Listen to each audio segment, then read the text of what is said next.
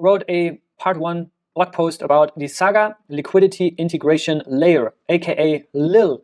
LIL Saga was announced, and what it basically does, it creates a mechanism for liquidity to be accessible and composable within the entire Saga economy, because Saga itself has an architecture that consists of what's called chainlets, which are basically Saga secured chains, aka consumer chains to Saga, that are optimized for speed and throughput and for security as well, which is much needed in the gaming ecosystem, for example. That's also why Saga is focused primarily, in this initial launch phase at least, on the gaming sector and gaming vertical. And I think this is a very smart move. If we look at some other projects that have integrated liquidity into the core fundamentals of the chain, you can look at something like Thorchain. You can also look at what's coming up with Berachain, their proof of liquidity consensus algorithm. It's literally on the validator level at Berachain. But here what you have is the liquidity integration layer, which itself is a chainlet. And this is how the topology looks like. The LIL liquidity integration layer here is basically acting as a router for not only other chainlets within the Saga ecosystem, but also to other ecosystems that are outside of Saga, right? Think of Solana, Ethereum, and so on and so forth. So this is really cool.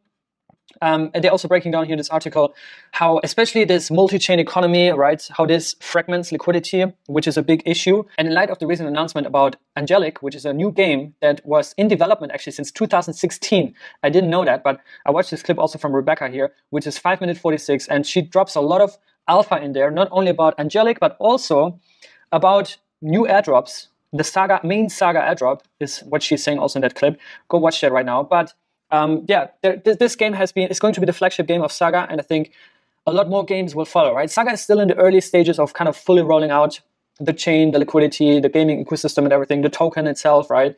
I think phase 1 is basically to kind of stabilize the chain itself, the liquidity, and the economic value. And then the next phase, which seems like we're entering now, is to really scale, right? Scale liquidity, but also scale the rollout of all games in the Saga ecosystem, which there are hundreds of them, right? We've been covering this for the last literally 2.5 years. So very excited for what's coming on Saga. And yeah, obviously the price action is kind of like, yeah, reflecting some of these developments and some of that value. Saga has been one of the strongest to bounce from last week's crash when it went to like below 90 cents. Now it's $1.60, $1.70. So that's a nice 2x bounce from the lows, which is good to see, shows relative strength to the market. I think especially for the gaming ecosystem, like if you're bullish on gaming, no matter if you're in Cosmos or not, right, it doesn't matter.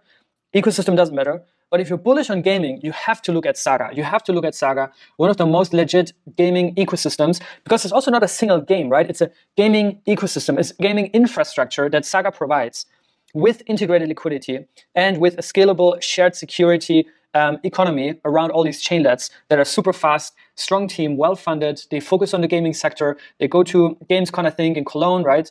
They host Multiverse Summit around that. So they're targeting the gaming industry. And I think this is what you don't really see much in crypto, right? They usually just target other crypto users, but they're actually targeting gamers, right? They're sponsoring and partnering with gaming content creators, right? And those kind of things. So I think they do the right thing.